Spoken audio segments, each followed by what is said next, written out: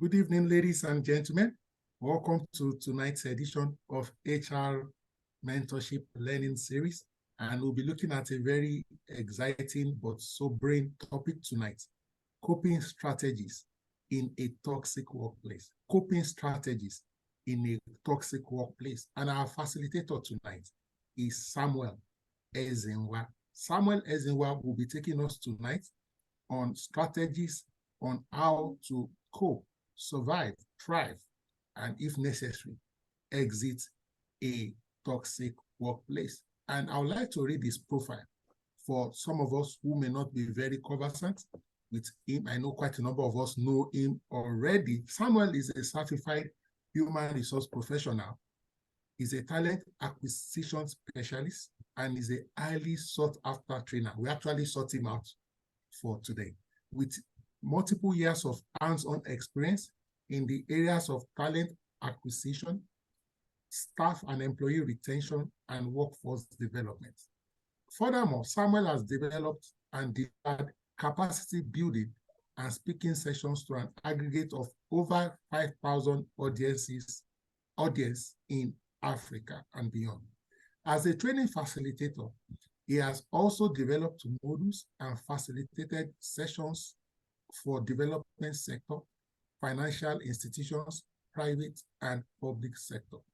He has cognitive work experience that spans over a decade working with consulting firms. He started his career with Workforce Group, as document officer, where he grew to manage several other portfolios. He has embarked on an HR project with World Bank before joining ICS Outsourcing in 2018. And in 2022, he joined Philips Consulting.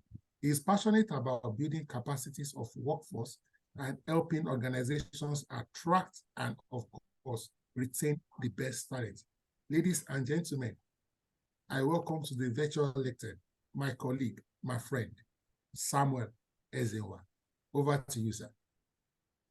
All right, thank you so much, sir, for the opportunity and privilege to deliver this topic, this important topic at this time, at this important moment.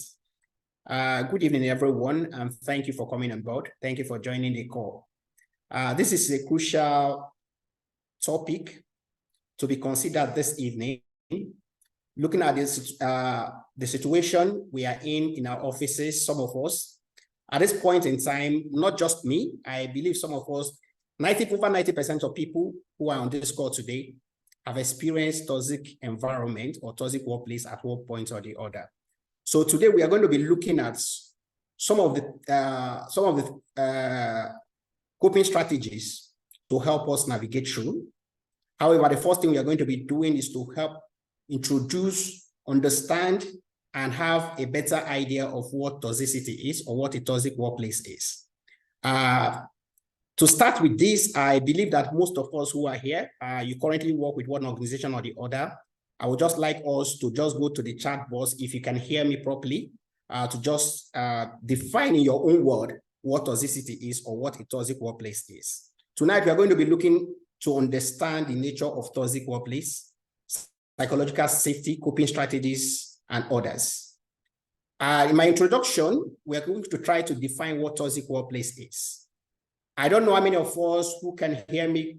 If you can hear me, just hit your chat box in your own word. What does toxicity mean, or what does toxic workplace mean?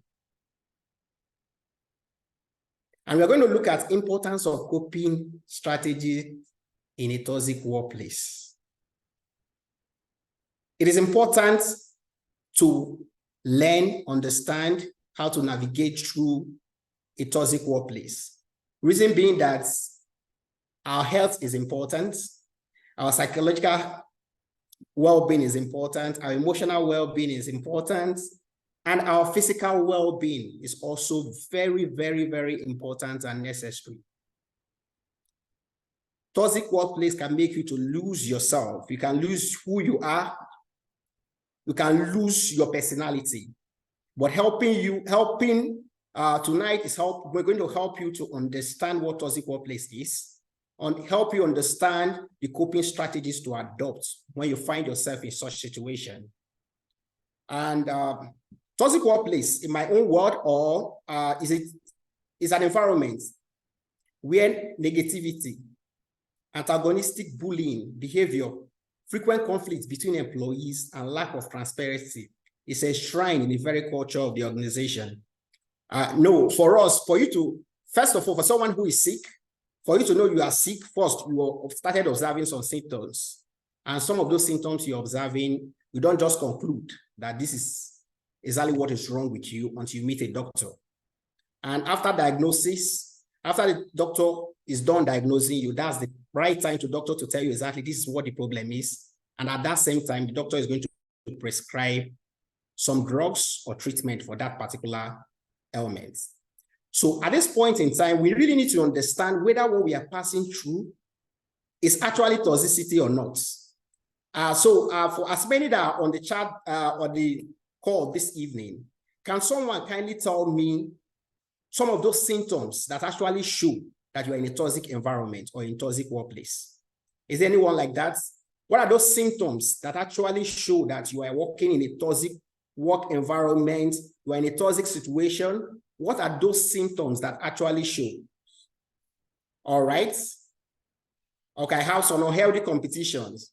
That's fine. So I'm not just the only one on this table. I believe that a lot of us tonight are currently on this table. Not just me. However, tonight we are going to be breaking some table, but when we get there, we're not going to take it personal. I understand vividly well that a lot of us are passing through this currently, while some of us has passed through this at one point or the other. But the most important thing is we are not going to remain there.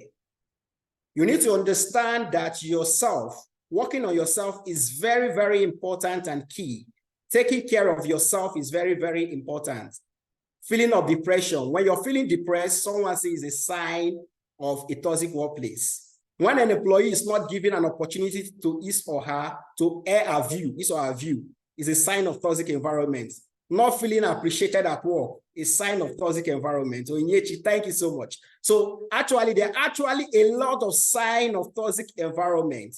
But tonight, we are not just going to be looking at these signs. We are still going to try as much as possible to actually diagnose this. We are going to try to examine these signs to be sure that it's actually a sign of toxic workplace. Because it's one thing for your workplace to be toxic, is another thing for you as a person to be toxic. All right. Having said that, we are going to look at some characteristics of actually what defines a toxic workplace.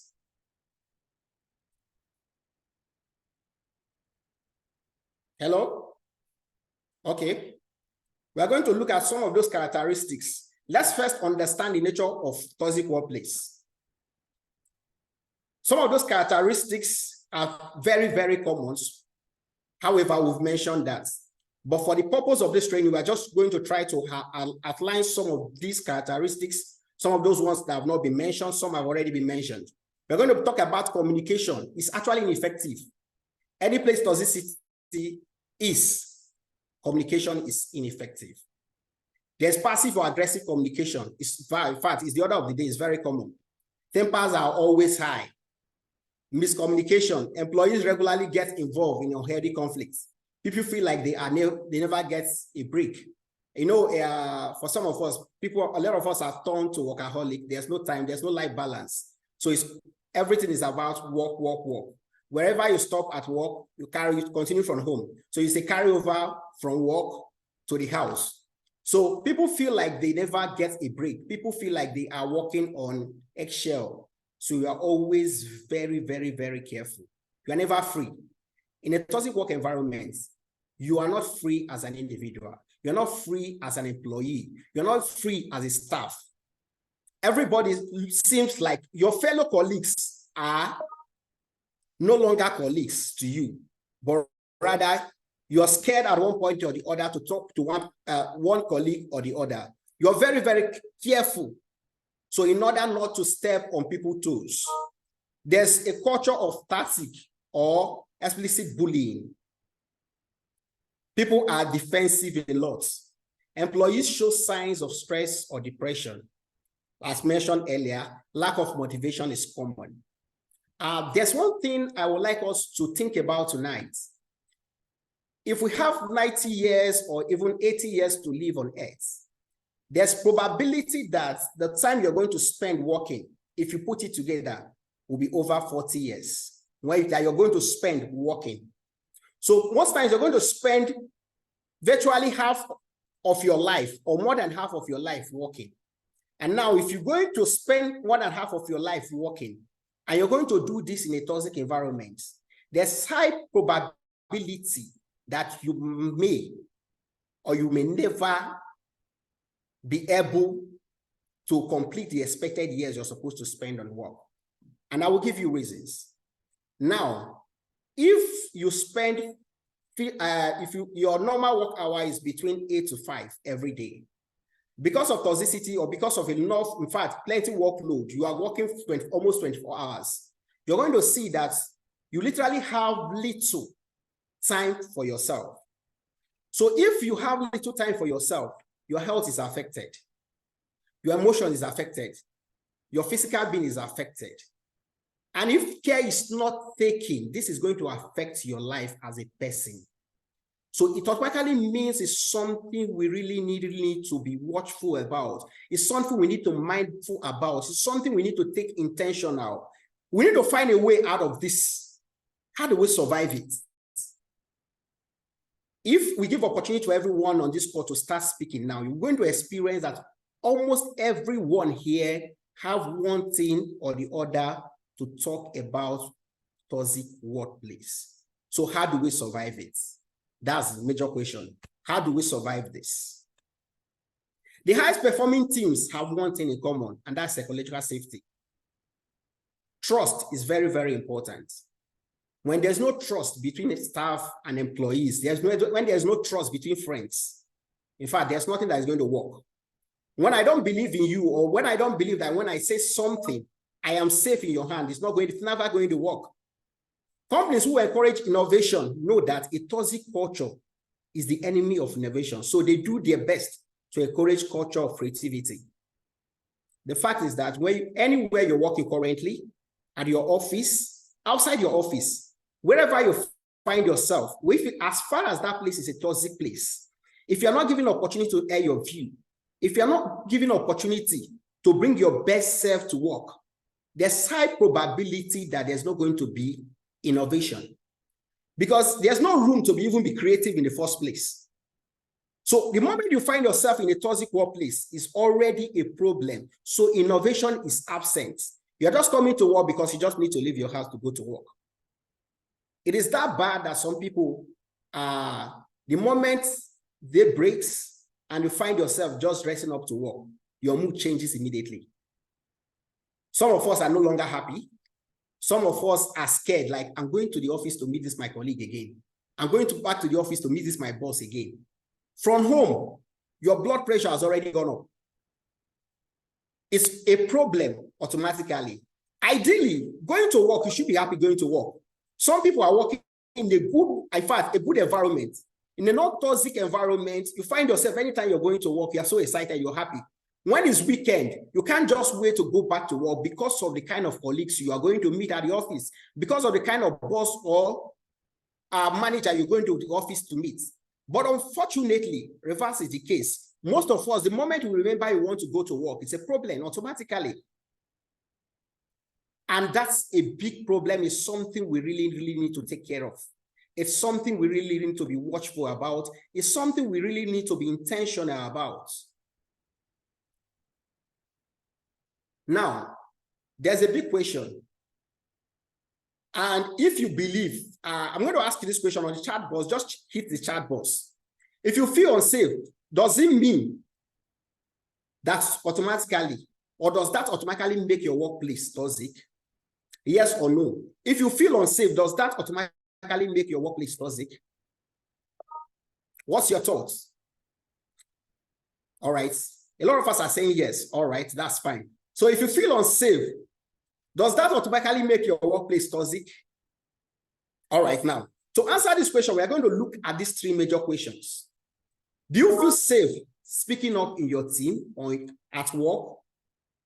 Can you voice a popular or voice an unpopular opinion without fear of your colleagues' rebuttal?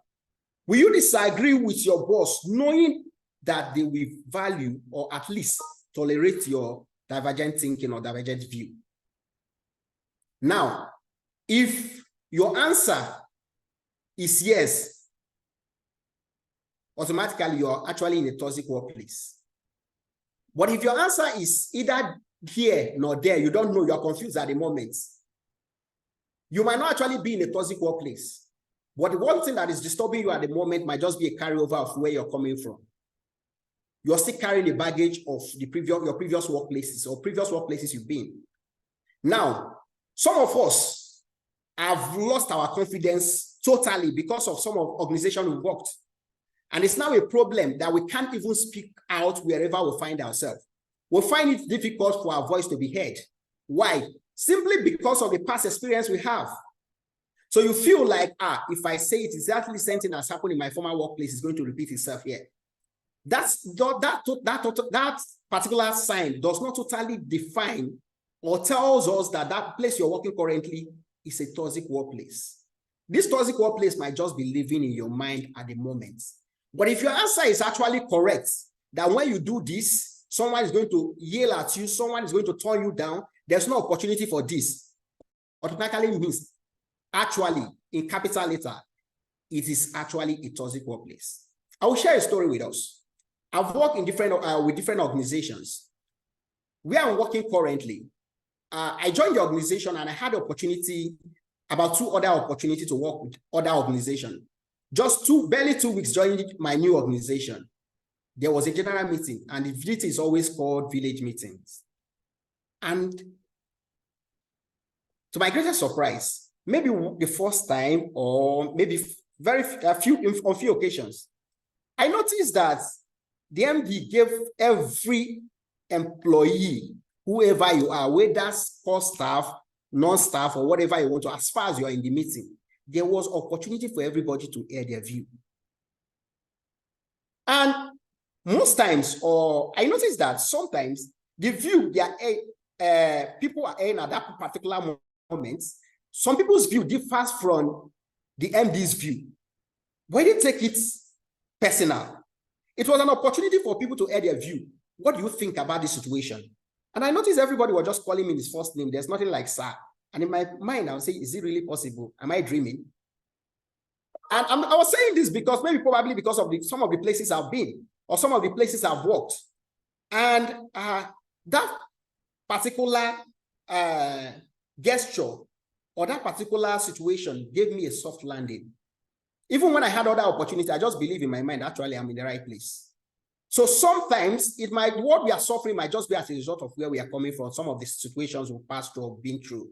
So, but if your answer is actually right, yes to these questions, this simply means that you're actually working in a toxic, that you're in a toxic workplace.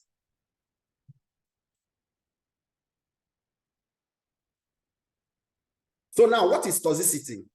We've defined toxicity. So we looked at bullying, we looked at harassment as some of those signs of toxicity. Now we are going to look at strategies, coping strategies in a toxic environment. And one of the first strategies we are going to be looking at tonight is self-care. Second strategy is not complain at the office. I know definitely this particular one is going to raise a lot of questions, but we get there. Seek support. Set boundaries, document incidents, personal development, talk it out using chain of command, learn to let it go. Make sure you are not the problem. We'll get there. Then, self-care. Self-care. Until you value yourself, you won't value your time. Until you value your time, you will not do anything with it. Scout Peck, this was a quote from Scout Peck. The reality of life is this: your well-being is your responsibility. don't outsource this particular responsibility. Your well-being is your responsibility as a person. As a staff, your well-being is your responsibility. As an employee, your well-being is your responsibility. As an individual, your well-being is your responsibility. So we must be intentional about this. So we must prioritize self-care to protect our mental and physical health, which include getting enough sleep, eating well, exercising, and finding stress-reducing activities that work for you. Stress-reducing activities might differ from one person to the other. What works for you might not be exactly what works for me, but you definitely need to find out what works for you as an individual. Now, self-care, sometimes I know the major question that is going to, or some of the questions that we are going to bring out of this place is that you're asking someone to get enough rest. You're asking someone to take care of yourself. You're asking someone to exercise. And at the same time, the same person is complaining to you that in my current workplace, I don't have time for myself. You know, the major thing, the major characteristics of a toxic workplace, in fact, it's even a slogan. For some people, you ask them, the first thing they're going to tell you is that I don't actually have time for myself. But what we are saying today is that you need to be intentional about yourself. You need to be intentional about self-care. Let this just sink. We need to understand this, that no matter how talented we are, no matter how skilled we are, or how skilled we think we are, no matter how valuable you are to your current organization, let's have this in mind. If we drop dead today, it's only going to take them a few months to get your replacements. So the moment you have this at the back of your mind, that tells you already that you need to take care of yourself. So self-care is a personal responsibility. It's something we need to be intentional about. Exercise when needed, not even when needed. Exercise regularly. Try as much as possible to have sleep. And some of us are asking questions, how do I have sleep when I don't have time? We'll get there. By the time you are able to set boundaries, you'll be able to sleep. So we need to take the first thing first. Don't complain at work. When you are in the office, the best thing you can do is to remain positive. That is why you're hired. I understand very perfectly that it's not as easy as we think sometimes. It is not that easy to be positive in the face of toxicity, in the face of hardship. But what we are saying actually is that you need to be positive at the office. When you get to the office, that's not the time to complain. That is not the time to pass aggression. That's not the time to tell your boss how terrible you feel or how terrible your boss is. If you want to say all those things, you must learn to follow the right channel to do it. And sometimes, if you want to air your view in that manner and way, you already know the results already. Most times, most employer will ask you if you think or if you know that this place is not okay for you, you can go. So there are best channels to follow if you want to air your view. So it's very, very important for us to be positive in the workplace, understand why you're there. If those things within your cycle of control, try as much as possible to control them. And those ones you cannot control, at the moment, try as much as possible to find a way around them. Seek support. Seeking support is in fact, it's a great therapy. Talking to a friend is a great therapy. Talking to someone is a great therapy. But in my own word, I will always advise people, and I will always advise anyone who finds this or herself in this particular situation, not just talking to someone, talk to the right people. There's a saying that 2 good heads are better than 1. That's very, very correct. Not 2 heads. So now, if you share there's a saying that a problem shared is problem half solved. That can only be correct if the problem is shared with the right person. So now seek support. But when you are seeking support, seek support from friends who are actually friends. Because by the time you seek support, people are going to help you out. People will advise you what to do part-time. People are there to tell you, to help you to help bring you out from that particular mood that you find yourself at the moment. I don't know if any of us have actually find ourselves in that situation or in that situation where we just feel like speaking to someone. That's the only solution that's the only thing on your head at that particular moment. And after you've done speaking with a friend, after you're done speaking with a friend generally, after you're done speaking with someone else who you think that definitely going to listen to that burden at that moment, you just find yourself relieved. So it's actually a great therapy. It works, actually. So what you're going to do as a person, as a staff, as an individual, as an employee, when you find yourself in this situation, learn to seek support. Support is very, very essential. Talk to a friend, family members, or a therapist about your experience. Sharing your feeling with a supportive network can provide emotional relief. You find sometimes I'm currently in a lot of networks, social networks. Sometimes you find people dropping their experience on the social network, though they are not going to come out directly, but they just drop it. And you see people discuss it. And at the end of the day, you just find yourself relieved in one way or the other. So learn to speak to people. Don't be a loner. Don't just totally be on your own, because the reality is that when you start taking it in at every point in time, that is exactly what is going to lead to depression. I know what depression does. Depression will try as much as possible to help, to tell you not to speak to anybody about it, not to tell anybody about it, but you keep dying inside. So try as much as possible to speak to one person or the other today. By the time you speak to one person or the other, the toxic workplace will help you to navigate through the toxic terrain. All right. Now, document incidents. Now here, document incidents. Document incident is very, very, very important and key, especially in situation of harassment in the office. Try as much as possible to have evidence.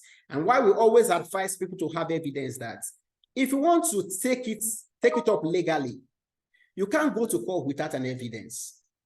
Try as much as possible to document it. This documentation may be useful if you need to report issues to your HR, because your HR will also need an evidence. But another question is, when the major person or when the major corporates in terms of toxicity, when we're talking about toxic environment, if the HR is actually saying and not toxic at the same time, or if the situation now, because some of us will ask, okay, what if you want to speak to the HR and the toxic, we are talking about toxicity, you're talking about toxic environment, and the major person leading this particular toxicity in the workplace is the MD. Who do you speak to at that particular point in time? We'll get to all that. But now, if you need to speak to someone or you need to take this thing up legally, you definitely need evidence. Situation of harassment is very, very, very rampant in workplace these days. Both sexual harassment or any form of harassment you might think about, they are very, very, very, very, very, in every workplace or most places we'll find ourselves. So what we need to do is that to help yourself and to free yourself from this, try as much as possible to document them. If you need evidence, even if it's video evidence, whatever you need to do to get evidence, so that this will be helpful to you. So try as much as possible to document incidents. It will help us a lot. All right. Communication strategies. We need to speak out. We need to communicate. Let's not think we are communicating when we are not. So we definitely need to speak out. Assertive communication techniques. So when we talk about assertive techniques, it's simply telling us that we need to be confident. You know, some of us are more like puppets, like basically just ask you to do this, you do it. Okay, sir, you do that. You're not done with what you're doing. Another person is giving you another workload. You're saying, yes, sir. You're going to deliver this weekend by Sunday, 5 p.m. Yes, sir, I will do that. On Saturday by 9 p.m., I want this. Okay, man, no problem, man. I will deliver that. At the end of the day, you're going to cause more problem and more harm to yourself. It's very, very important to be assertive. You don't need to be rude about it. When you're assertive, that you're very confident of yourself. We are not saying that you're going to be aggressive. I always tell people that you can actually tell someone to go to hell and the person will ask you for transport. So that's to tell us that there's something more important than what we say, and that's how we say it. So now we need to be assertive. Don't promise what you cannot deliver. You already know you can't deliver. It's not possible. There's no point promising it. But our major problem is fear. So how do I tell my boss that I can't deliver this? It depends on how you approach your boss and what you tell your boss at that particular point in time. You should be able to explain to your boss that because of so, I will not be able to deliver A and B, but I will not be able to deliver A and B, but I can deliver C. Because this is weekend, I need to attend, I have a program to attend, and I have to go to church, for instance. And so because of that, I can only work on this, and I will get this delivered by so time. And make sure you deliver that. But not telling your boss yes to everything that comes your way. It's a problem. So you need to be assertive. Set boundaries. Setting boundaries and managing expectation is very, very important and key. Most times we need to set boundaries. And what do we mean by setting boundaries? You need to try as much as possible to have a work-life balance. This is where work-life balance comes in. Understand that you are not just a man. Sometimes you might be a father. So you are a son to someone. You belong to other associations too, where your time is needed. So try to set boundaries. Let work be work. If someone is expecting you to take work home to do it over the weekend, when you already know that this is not necessary, it's not even a die, it is not compulsory at that moment. It's not essential at that moment. So what you need to do is try as much as possible to say no. Set boundaries, let work be work, and so that you have time for other things. You have time to rest. You have time to take care of every other thing. So you try as much as possible to set boundaries. Dealing with difficult colleagues or superiors too. In dealing with difficult colleagues or superior, that's where we're going to talk about chains of command. Because sometimes you already know the next person to meet. You might not just need to approach it. But sometimes it's also important that you approach some. Because some of the things we feel, the people who are acting that might not even be aware of what they are doing. Some of the communication or feedback that is just going through our head might not be actually the right thing. So sometimes you need to ask questions. You need to seek for clarification. Sometimes you just need to confront some people, but you need to be polite and you need to be diplomatic about it. Build a supportive network. Where I'm working currently, for example, I'm just speaking some people's mind. Currently, where I'm working currently is a toxic workplace. But what do I do? Build a supportive network. Build a strong professional network, both inside and outside your workplace. Network is key. You can't do it alone. You can't just do that journey alone. You need people. So it doesn't matter how good you are. When you don't have the right network, you automatically cannot go far. When you have the right network, they are going to help you emotionally. They will help you physically, and they're going to help you psychologically. So you need network to be able to survive, the toxic workplace. You need network to be able to survive a toxic work environment. You need network to be able to survive anything toxicity. You need network to survive it. So because people are the people, you need other people to be able to survive it. So try as much as possible to build professional network and increase your net worth too. Personal growth and development. Sometimes the reason why we feel that where we are working currently is toxic is because we are underperforming. And you feel that when people talk to you because you're underperforming, it's a problem. But in reality, you have a solution to that. And what you need to do is to develop yourself. Bring yourself up to date. Because sometimes toxicity that some of us feel like, my environment, my workplace is very toxic is because someone was very confident to confront you, to tell you that your work is actually not okay for your organization. So you feel bad. Why should they talk to me? This place is very, very toxic, which may not be true. So you need to grow. You need to develop yourself. Continuous development is key. And what continuous development does for you is that even if when every other thing fails, continuous development will help you to increase your value. Continuous development will help you to get new opportunities. So at every point in time, you try to, as much as possible, to be up to date. It is very, very key and important. Make sure you are not the problem. Now, in talking about coping with a toxic workplace, one question you need to ask yourself, where is the poison? Is the poison in my cup or the poison is in the well? Is the problem with me or the problem is actually in the organization? So you need to try as much as possible to tell yourself the simple truth, like, basically, what is the problem? So you need to tell yourself, get feedback. And how do you do this? Get feedback from your colleague. You can get feedback from your boss. And when I mean feedback, be ready to take that feedback, whether positive or negative. And when you're seeking feedback from your colleagues, it's not just seeking feedback from anybody. You already know those people to meet who will tell you the truth. And you know people to meet who will tell you what you want to hear. So if you need feedback from your current workplace, from anywhere you find yourself, get it from the right people. And that will help you to improve yourself. This is very, very helpful. In fact, it's a great coping skill in the sense that if you're able to identify this, you already know what to do, the next step to take. Because if your problem is actually you, if you are the person who is toxic in your workplace and not actually the organization itself, if the poison is your cup, you're actually going to take that cup to the next organization. And no matter how good that department is at that point in time, the place becomes toxic automatically.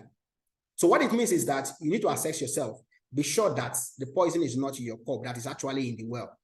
So by the time you've been able to say that to yourself, that I'm not the problem, it's the organization that is the problem. So at that point in time, you are good to go. So make sure the problem is not you, but actually the organization. And sometimes another coping strategy can be that if this is your department, just your department that is toxic, it might be very, very, very, or to an extent, it might be easier if it's just a department that is toxic. Because you might have a weak organization. The major problem is a particular department. And why is that department very toxic? Maybe because of the manager. So you might seek from the HR, if it's possible, for you to be moved from your department to another department. You can be redeployed from your department to another department. In some offices, there's job rotation. So if there's job rotation in your office, you can seek for that opportunity. I think that will be helpful too. But if the problem is not just in your department, but just in the organization itself, it's a strain in the organization culture itself. You know, for some organization, for you to get promotion, you need to backbite for you to get promotion. For you to get promotion, you need to be close to someone. For you to get a promotion, you need to be from a particular tribe. For you to be promoted, you need to do one thing or the other. So you already know that this particular place is already toxic. So you see yourself working from 5 years, 6 years, no promotion. Someone just come in because he's close to the boss or because he knows someone that knows somebody, the person is promoted. So you already know that this is actually a toxic workplace. So, but if the major problem is actually in the organization, then this particular strategy will be your solution. Now, we've mentioned a lot of strategy. We've mentioned a lot of coping strategies that you can adopt in a toxic workplace. But the next question that comes to mind is that, what if I've tried out all these strategies and I still find myself in the same place? I'm still in the same boat. What do I do? The reality is that if other strategies fail, if you're sure that other strategies have failed, that is when you resort to this particular strategy. Now, the next strategy is going to be the exit strategy. And when we talk about the exit strategy, you need to be strategic about your exit. If I need to leave this organization because of how toxic this particular place is, do I just need to come to work and resign and say I'm not working again? When you know you have a lot of responsibilities at home. Do I need to just come and resign, drop my resignation letter, go back home? Then the next question you need to ask yourself, go back home and start doing what? Now, that's the major reason or the basic reason why we need to adopt a strategy when it actually comes to exit strategy too. Then you tell yourself, do I need to work just for 6 months? Yes. Save up some money before I resign and start one thing or the other while waiting for another opportunity. Or the moment I notice this and I've tried every other strategy and it's not working, should I start submitting my CVs? Now, if you have tried various coping strategies and the toxic environment persists, develop a well thought out exit strategy. This includes updating your resume. You know, for some of us have been in an organization for close to 5 years and we still don't have resume, we don't have CV. In fact, we are okay where we are. But the day you start noticing that, the day you start experiencing that, dust up your CV, update your CV. Network, increase your network, and start preparing for job interviews. Why we always emphasize on improving or increasing your network? It's key. Most people have gotten job because of network they belong to, because of some particular network they belong to. If as a recruiter I have opportunities, even for executive roles, the first set of people that are going to come to my mind are people in my network who have that particular skills.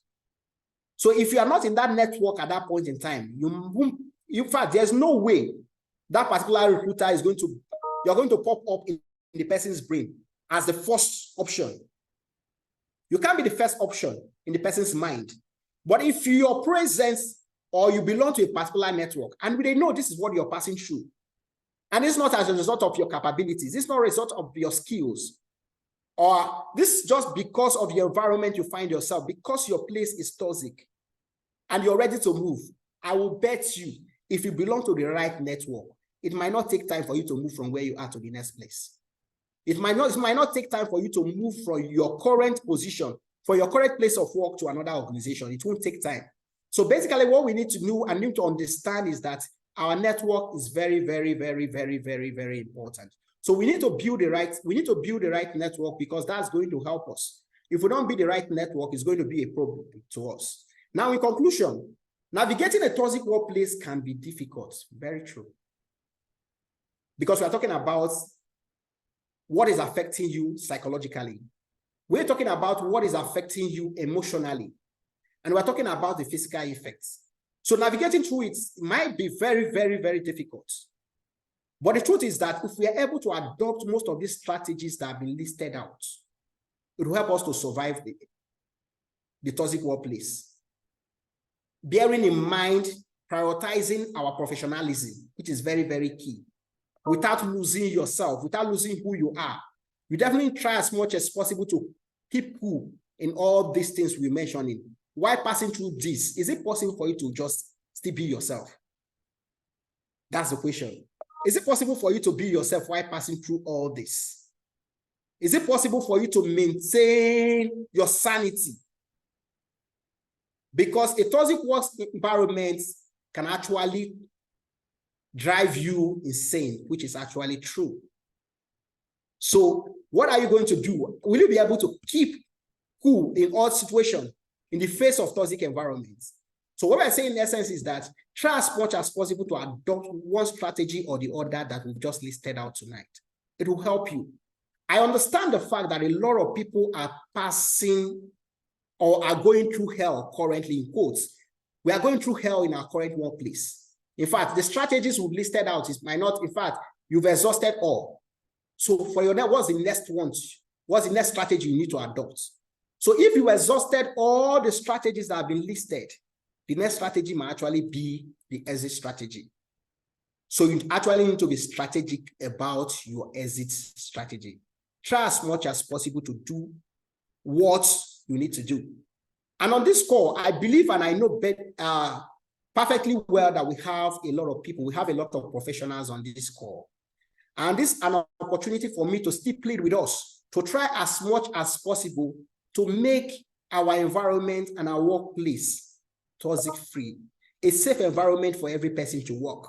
Because on this call, we might still find some of us that are still a major problem in our current workplace. To try as much as possible to make your workplace a safe place to work.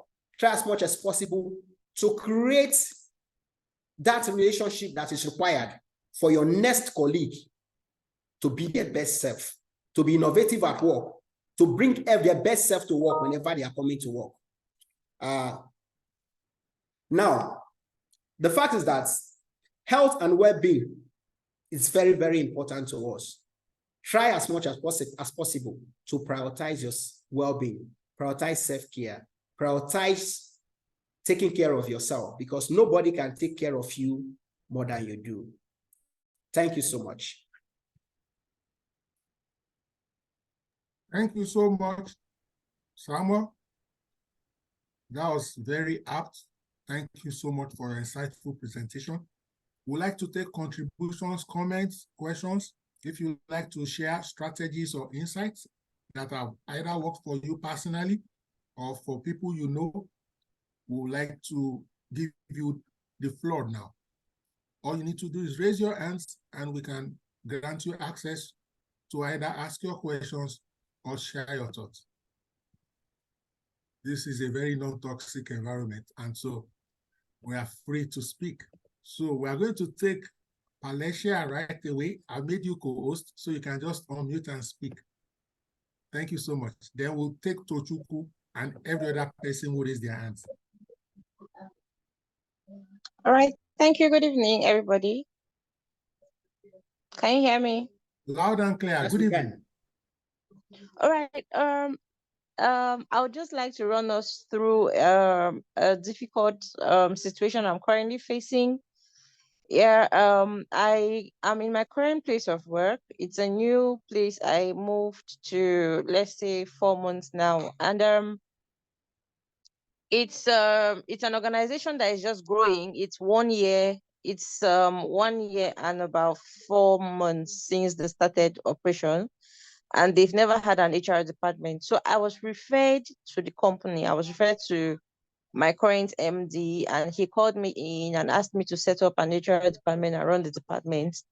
And he made me part of his business and strategy team, which is currently running, and I'm enjoying it. But then I'm having one challenge.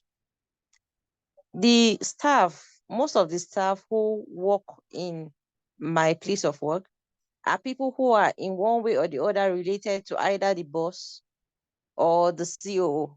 They're either schoolmates, old schoolmates, friends, people from their village. And so they have this entitlement mentality. And I'm finding it difficult to create a culture in the workplace. I'm trying to imbibe a culture, and they are feeling like I'm being too bossy or controlling.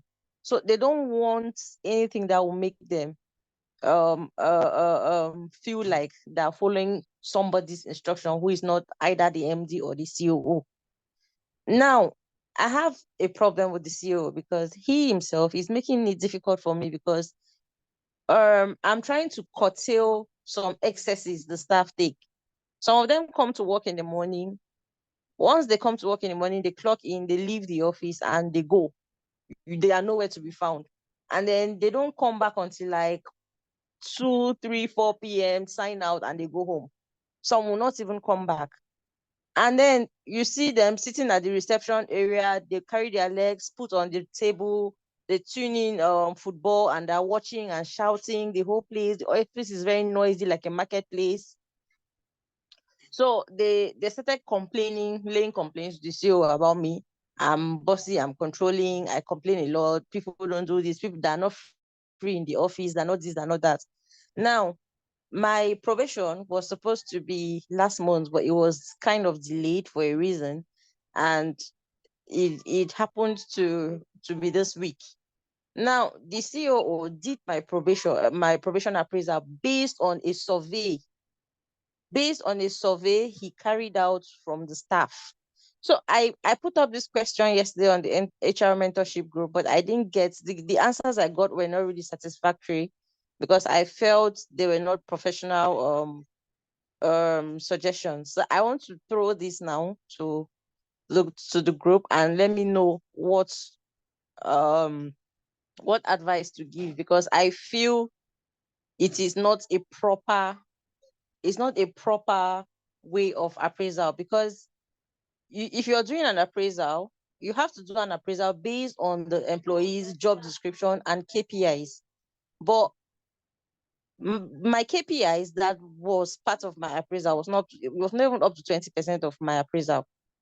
80% of my appraisal was based on staff survey. So I want to hear from you. Is it a proper thing? And what do you think I can do to handle this issue?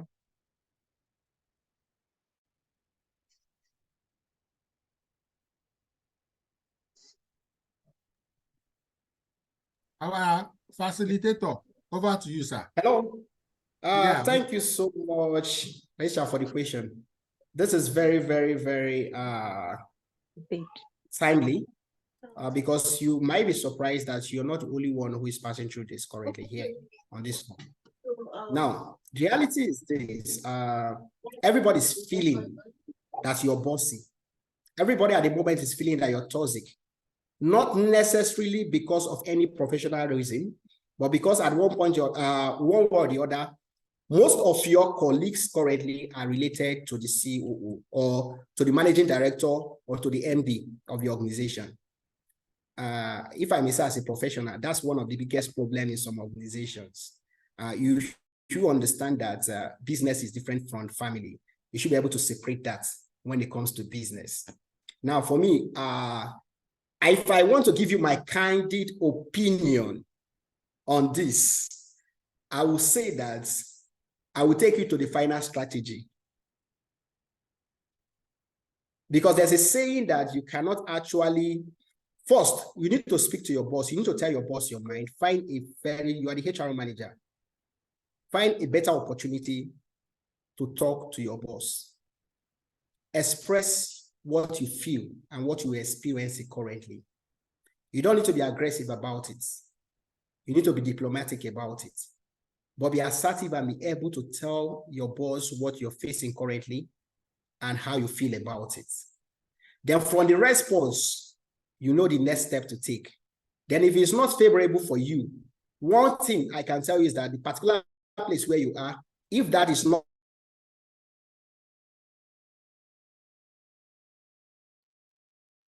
Hello? Are you still with us, Sam? Sam, you are muted. You need to unmute. Can you hear me? Yes, we can hear you now. All right, okay. So if every other strategy you're trying to adopt by talking to your boss and is not listening, you may need to use the exit strategy. And how do I mean?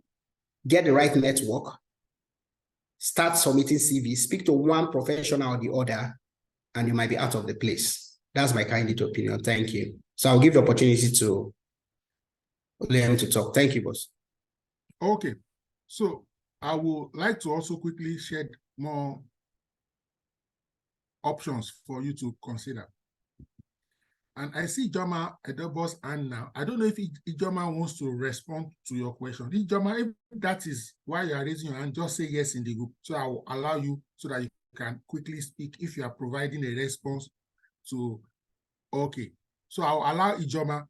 Hopefully she doesn't say what is in my mind. Ijoma, you can speak now.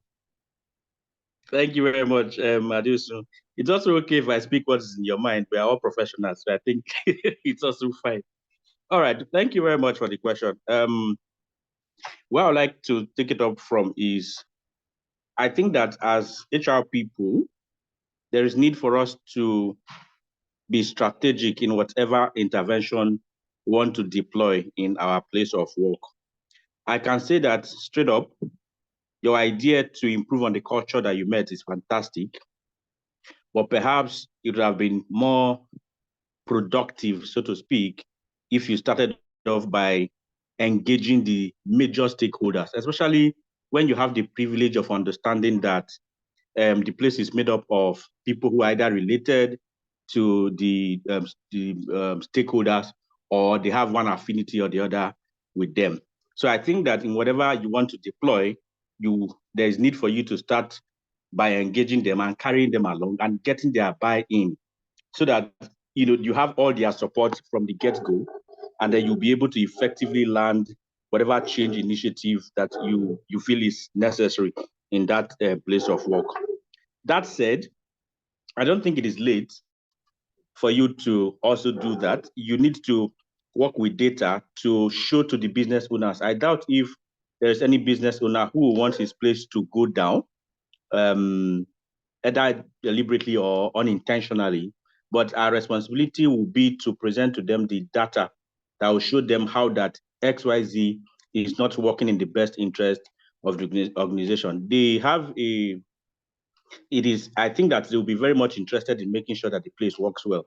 So if they're able to see how the behavior of the people that they brought into the system is not helping the business achieve its objectives, to a large extent, I want to believe that they will support you, to make sure that those changes, come on board, and then they are effected in that place of work. So, like I said, I don't think it's over. You can still go back to them and try and obtain their support, so that whatever you come up with, they will see it from the angle that you are, interested in making sure that the place is better off, rather than you being bossy or you being rude or trying to change something by force. You must start with them, because if they even go ahead of you, yes, it is coming from you. You are the one feeding either the owner of the place or the CEO with the ideas and initiatives of how what is happening needs to change. Meanwhile, they are the ones driving it, or they are leading it from the front. I think that the people have no choice than to follow.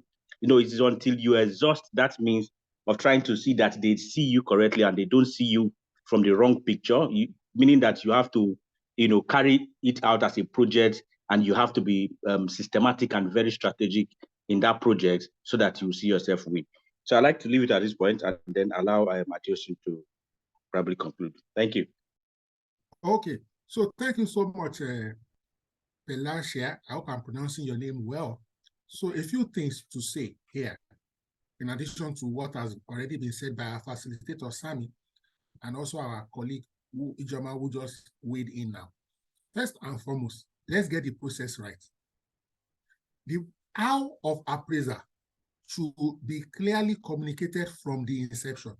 In other words, if you are going to spend 6 months on probation, it shouldn't be after the 6 months that I will discover that I am going to be appraised via a survey.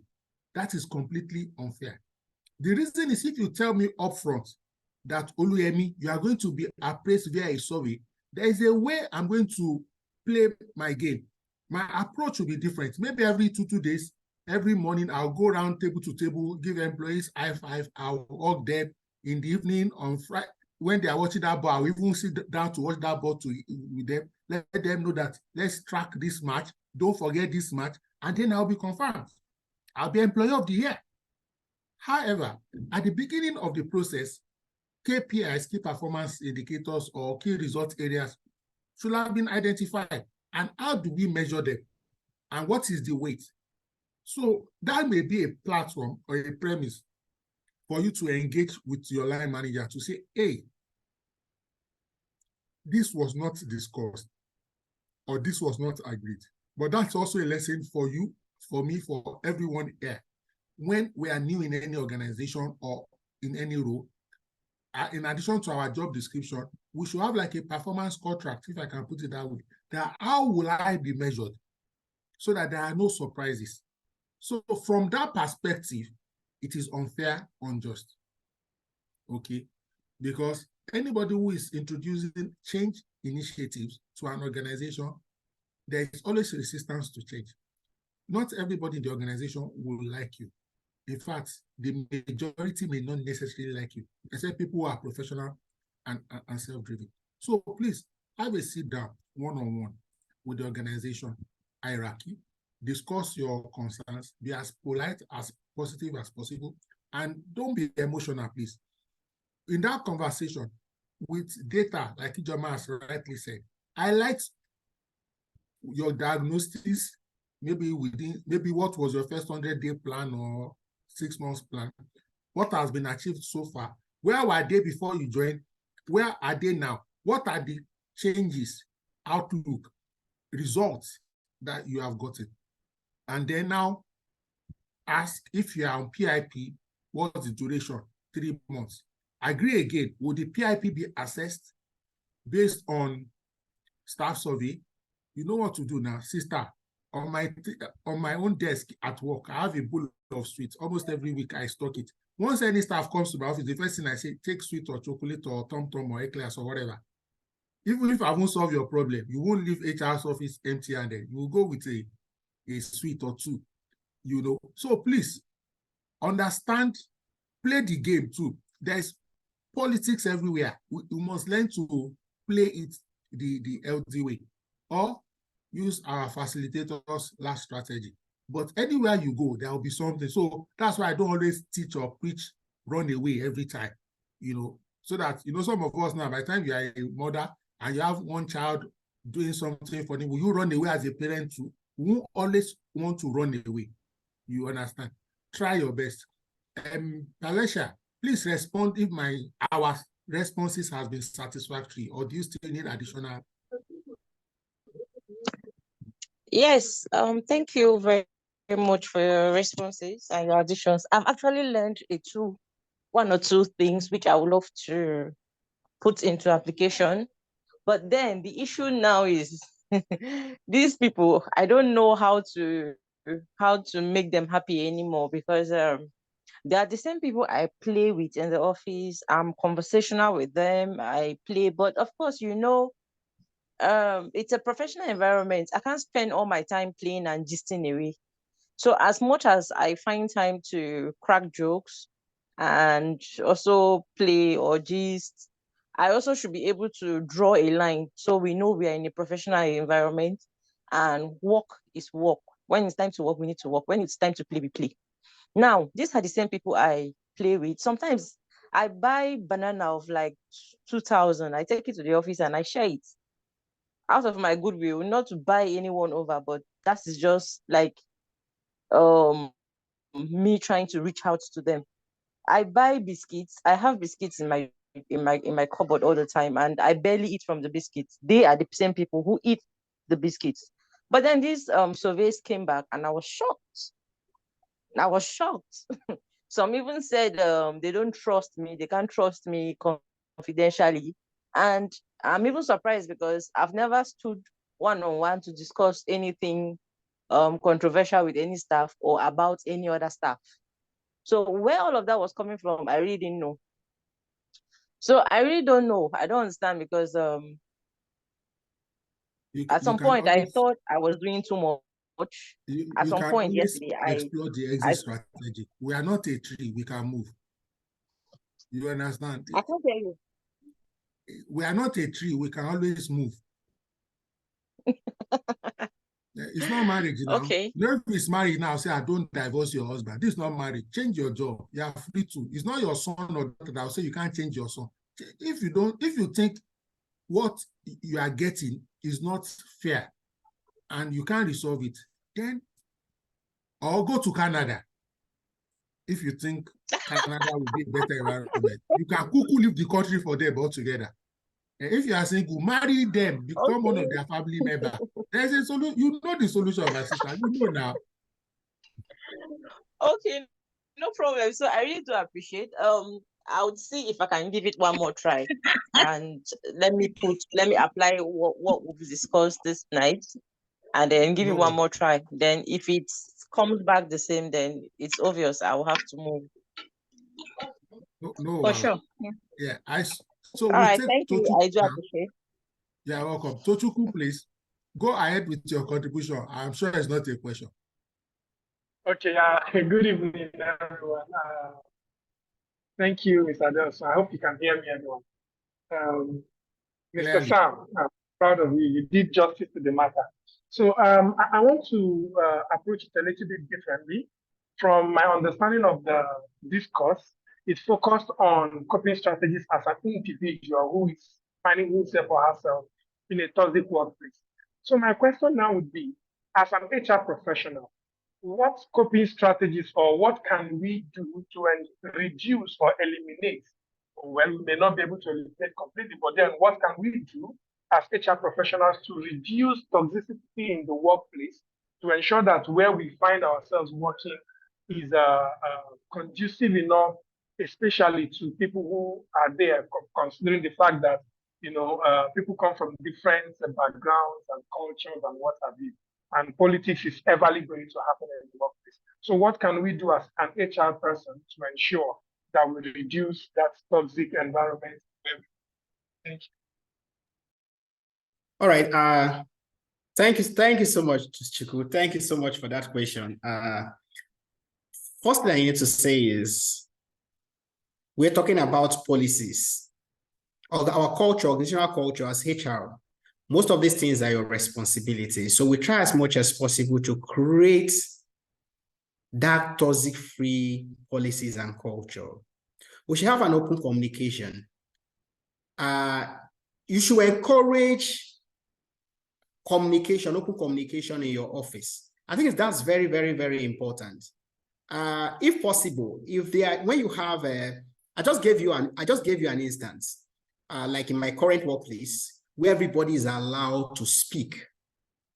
If people are allowed to speak, and there's one of the workplace organization I've worked, there's something we call brutal truth.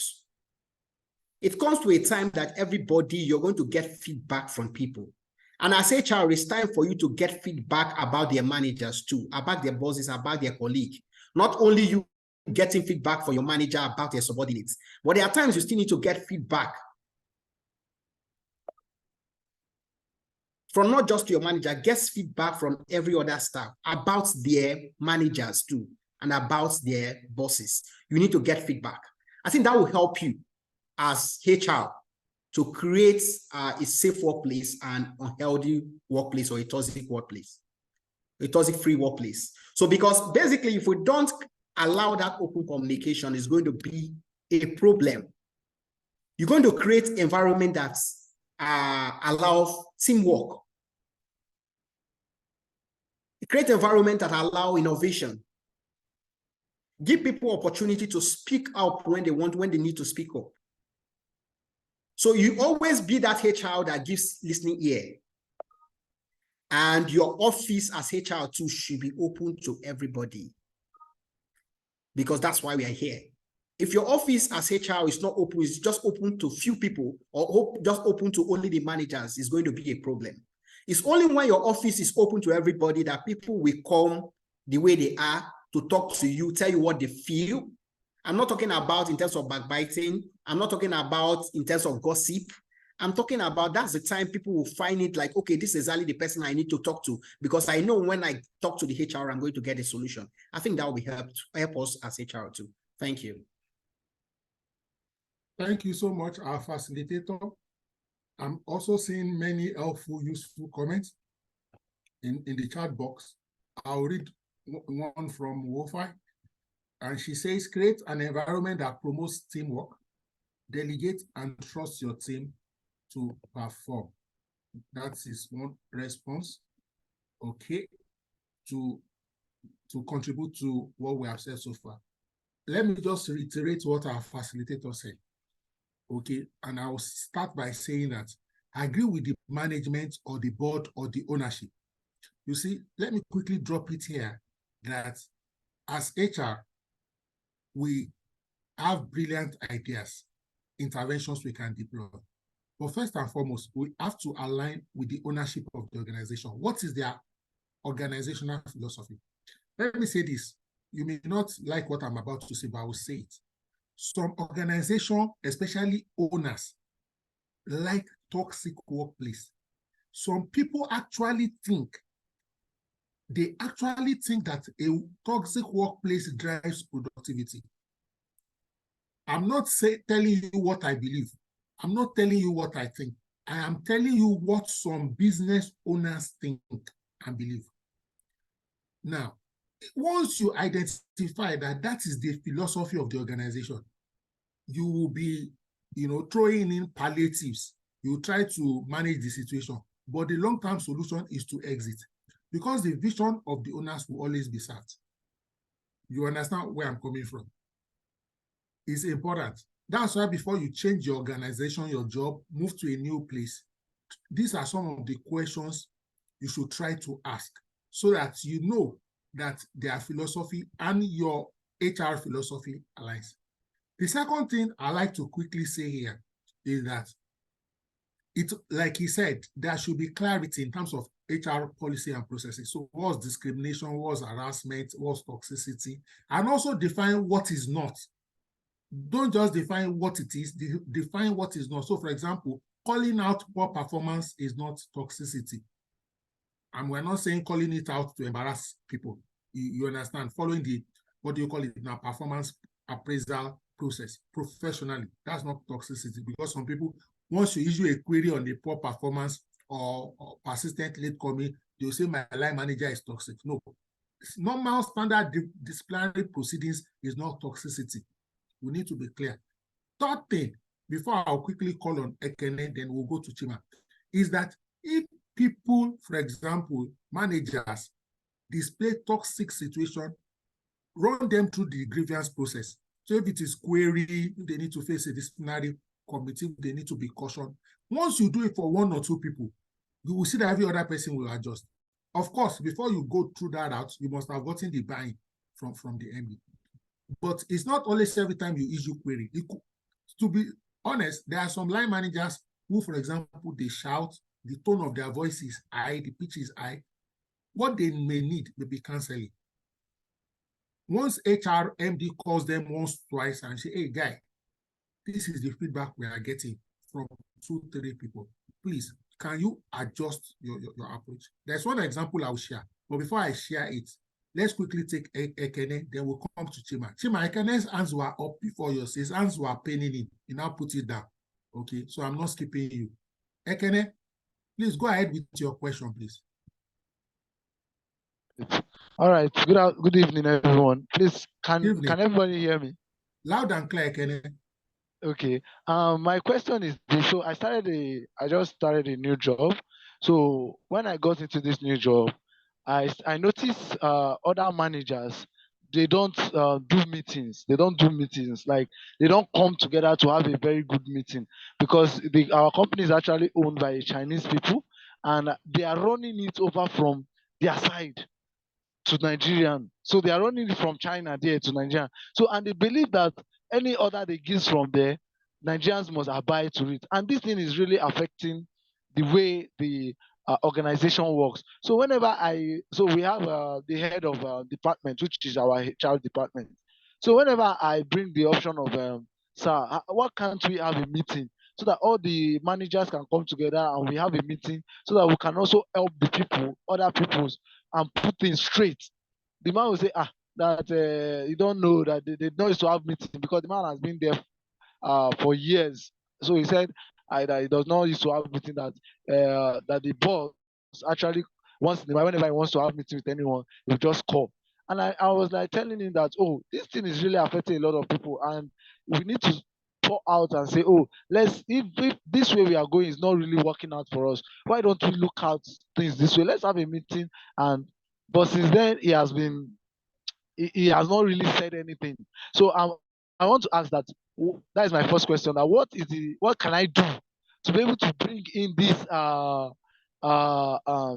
this mindset of we having meetings, so that we can be able to have one mind in the teamwork of everything in the company? Should I call the the Chinese man direct to bring this matter to the table? I'm asking as if that would be a very good solution. So I would like ideas to be given to me. And also, this is actually a personal one. I have a recruiting agency that I'm running, but right now the recruiting agency, I have put it aside because I've not been able to effectively put it in action. So I want to know if you also, or your organization, I don't know if you have an organization, do you run any HR stuff, or do you know any HR program that can help me put me through in this HR line, so I can be able to build my personal recruitment agencies?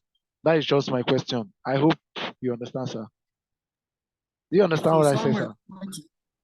Yeah, but we are focusing on the subject matter, so we'll only respond to the questions around our subject for today. Samuel Ezewa, over to you. Then we'll come to Chima.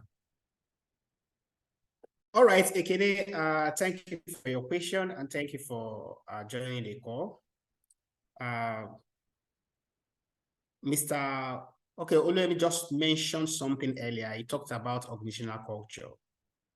The fact is that organizational philosophy and culture is very, very important. You just mentioned the person has been there for years, and you just came in like I'm just using the word in quotes, like, okay, just yesterday. And you want them to change the whole process overnight. The truth is this, it doesn't work like that. Changing the process doesn't just work overnight.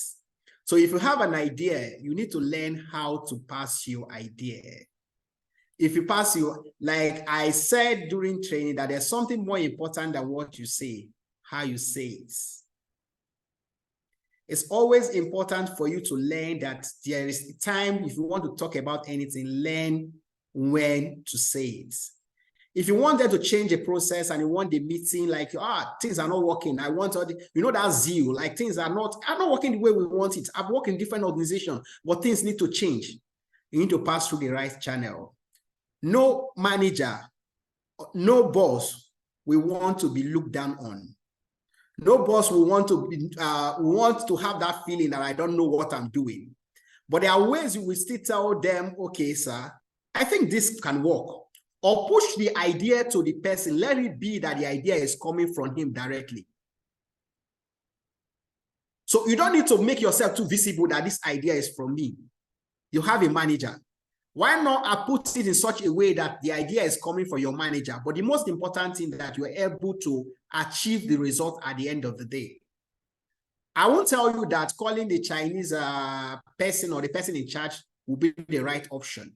But for me, you try as much as possible, talk to your boss, and there's something they call chain of command. Do you report to him directly? If not, even if you report to him directly, is there someone else in listening to more than you do that can buy into that idea? Can you speak to the person so that the person, when you know that, oh, if this person talks to this, my manager is going to buy into the idea.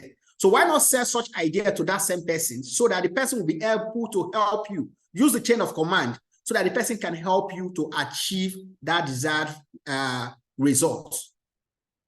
So it is important for you to know that it's good to be zealous. It's good that you want everything to change, but understand that people have been working there over the years and it's not something you're coming to change overnight. So you definitely need to learn to follow the process, find yourself, just be patient a little, find other ways to communicate that and making see reasons why that is going to work. If you need to send something to him as a promise, send to him, but allow him to be the one to bring up the idea at this point. That will be my own contribution. Thank you. Thank you so much, sir. So again, not doing meetings may be an intentional strategy. If you try to force it, you may be seen as someone that is not in alignment with them.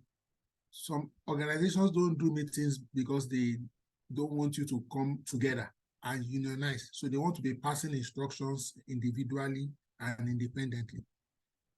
Thank you so much. We will take Chima now, but before Chima speaks, I think I saw Folashade Didemola's hand earlier. You can still speak. I made you co-host. Chima, you have the floor, please. Your contributions or your questions or both.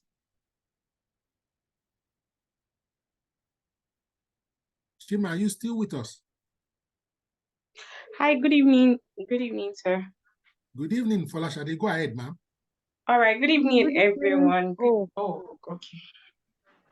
Chima, wait for Folashade, please. Go ahead, Folashade. All right, thank you so much for this opportunity. All right, so I was going to actually chip in one or two suggestion in my own opinion to the lady who talked about her new job, how people in the workspace has been treating her lately. All right, so in my own humble opinion, I just feel that it is normal, all right? And I think some of us are just lucky with having, because you probably are at a particular place at some point, and then maybe you probably make a comment, you just get lucky, and then they are talking about it to other people, and they said you even make a contribution. It's something that I'm used to. All right. So for the people that are complaining about you being bossy, you being strict, you being firm, for me, I think you just want to have a meeting. I think someone already mentioned that, which was what I was going to say. You just want to have a meeting with your boss directly, one-on-one, and probably one of the board members, if they have any, all right, to say, look, this is what I'm trying to achieve. And I would appreciate if we have a meeting with the head of department. Let me hear from them feedback and what are the things that you think I need to do differently. Do you understand? Since you're part of the strategic team for the company, you just want to stay there first, make an impression so that you don't leave because people put pressure on you. And then they are feeling like, oh, we eventually won, we got her out of the job. You don't give them the victory because you feel tensed right now, because you're feeling like, okay, they actually, I heard Mr. Joshua said, leave the company for them. It's not your marriage. Leave the country if possible. See, do not give the people the willpower to determine what you do. It is, you didn't put yourself in that position. You're looking for a change. Yeah, change is it can be really hard to accept in some organizations, right? But then it is gradual. So you also, after a feedback from your manager and other people that you report to and all of that, you also want to have a meeting one-on-one, letting these people know that you are on their side much more than, even though we know, like, it's not like you're tilting 100% to theirs. Like, I'm here to work for you. I'm here to work with you. So I need you to collaborate with me. Whatever you need, I'm here. You just want to have a one-on-one conversation with them so that they trust and believe you. Sincerely, if you can take your time, like, okay, let's just do Thank God It's Friday. I think I've mentioned it in one meeting before. I warned my people, I deducted some of their salaries one time, my former company, because they will come and resume late to work, say they worked late yesterday. How is that my business? And then at the end of the month, I just deduct their salaries, because in a week, some of them will come 3 times late in a week. What's that? Not 9 o'clock is resumption time, and then you're resuming 12 o'clock. Who does that? So I would deduct their salary, even though I know it's against the law. I shouldn't do that. But I would deduct and ask my MD to reimburse them. I just want to see how remorseful. Because if you're running a business for people or you're working in an organization, of course, definitely someday you will have yours. So how do you want people to treat your own business is how you should treat others. Because what you will not take from people, I don't think you should give it to people because you have not gotten to a certain level. So you just want to have a meeting to connect with them again. And let's see how that will work. After your conversation with them, maybe like 30 minutes, you just want to take it softly and then let them understand that I'm with you, I'm for you. You are the reason why I'm here. If you are not here, I cannot do this alone. And then you do Thank God It's Friday for them. Make sure you do it on a Friday or something. And then you appease their gods. And let's see how that will go, say 1 or 2 months. And you can then make your final decision. But right now, please don't, I would not support that you leave the company, because you are not there because they brought you in. It was because you're competent and you're qualified for the role. Thank you so very much. Thank you so much for your contributions. We quickly take Chima. Good evening, everybody. Good evening, ma'am. Well, thank you for this opportunity, and thank you, Mr. Samuel. My question goes like this. Okay, it's a 2-in-1 question. First of all, how would you handle a situation where the person reportedly being toxic is your direct supervisor? And because of this, you've had to lose 2 staff in the space of less than 2 months. And it's beginning to rub off on other departments, because there are going to be side talks among other staff. That's one. Then 2, how do you manage a situation where, okay, you came into the firm, you noticed that employees were not happy and all that. So you brought in some initiatives. Only one was accepted, which you've done. And any other thing you are trying to bring up to make the employees feel a little bit happy is being turned down? Thank you. Samuel, over to you, sir. Thank you for your question, Chima. Hello. Can you hear me? Yes, we can. I don't know. I think I have a little, but I wanted to get if someone can paraphrase our question again for me, please. Chima, please paraphrase your question again. Okay. Please. I said it's a 2-in-1 question. First one, how do you handle a situation where it is your direct supervisor who is being toxic, right? And you've had to lose 2 staff in the space of less than 2 months, right? And secondly, how do you manage a situation where any initiative you bring up to make the employees a little bit happy is turned down?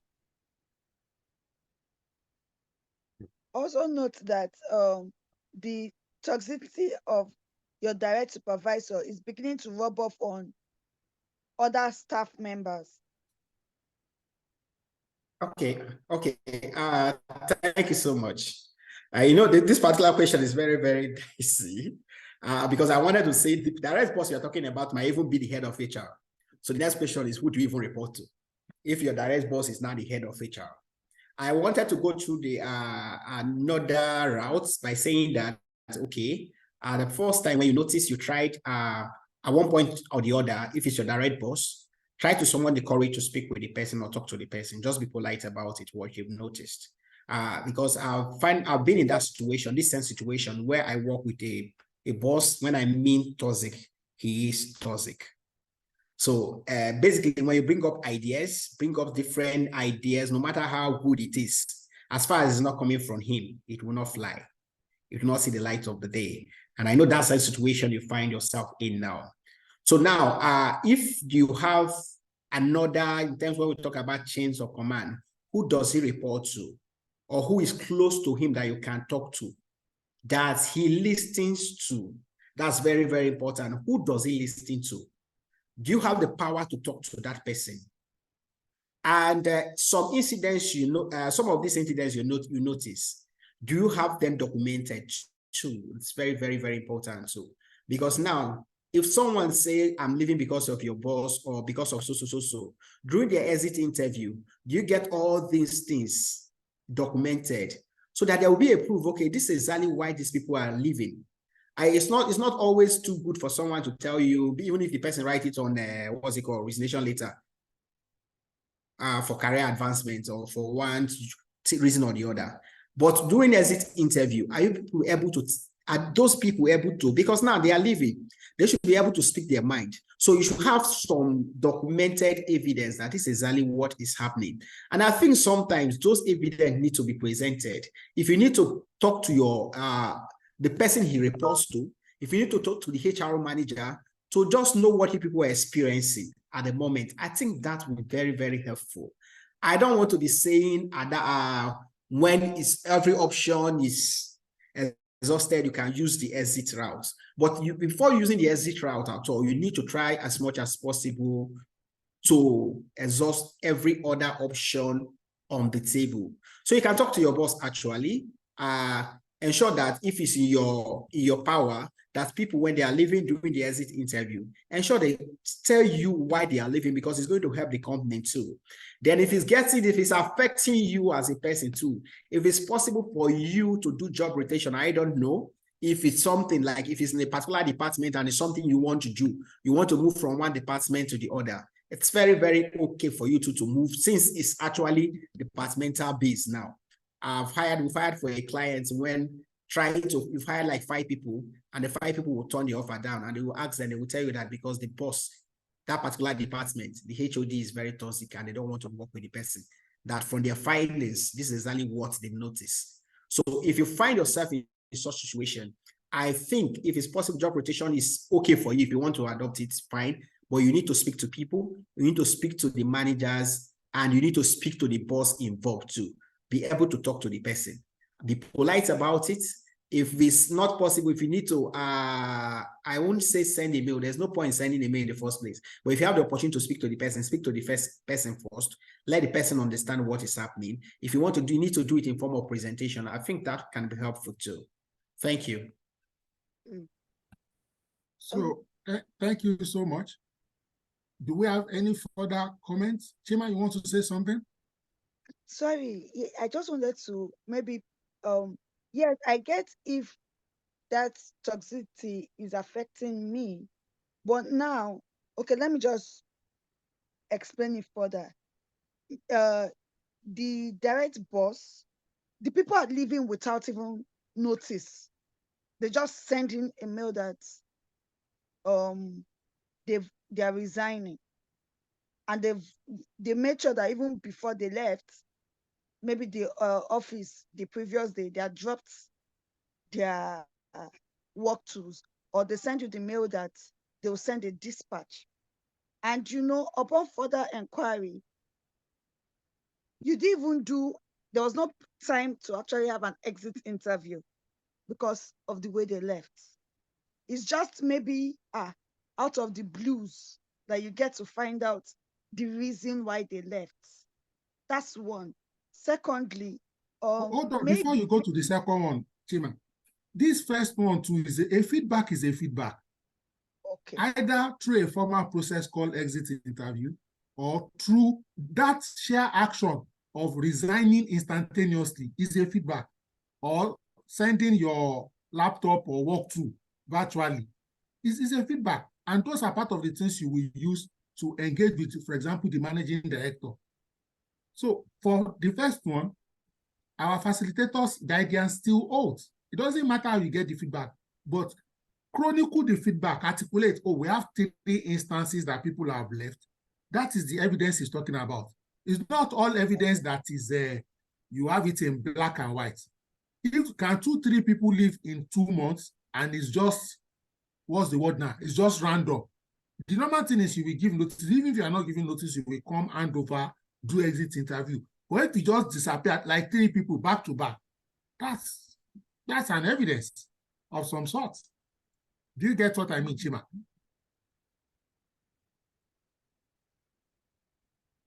Yeah, go ahead with your second point, please, Chima.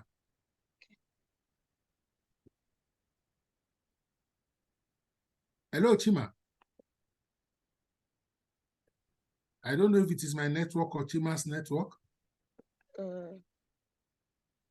Sorry, you were breaking. I didn't hear you. Okay, go ahead with your second Hello? point, please. Chima, please go ahead with your second point. Oh, I think you summarized it. You summarized everything. All right, thank you so much. Let's just take closing remarks from our facilitator, and we call it a wrap for tonight. Our facilitator, please. Mr. Samuel Ezenwa, please, your closing remarks. All right, thank you. I don't actually want to take much of our time, but someone raised the question I wanted to see if we can tackle before I just give the closing remark. We've talked about toxicity. The truth is that there's toxicity in different levels. Now, imagine being in an office. What we are talking about is not just this. And now the office, they've gone diabolical. It's now beyond that's the question the person is asking. It's beyond this skills scoping strategy we are talking about. The person is not asking, what do you do at that moment? And my answer still remains at that moment. You don't even need to think about anything. In fact, please, for your life, for the sake of your life, I think the last strategy will be the best for you to adopt. If it happens consistently, please exit.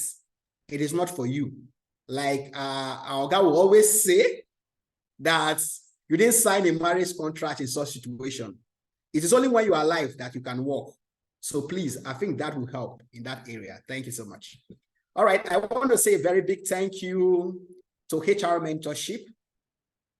I want to say a very big thank you to Mr. Oluyemi Adoshu. Thank you for this opportunity, and to everyone who deemed it fit to join this call today.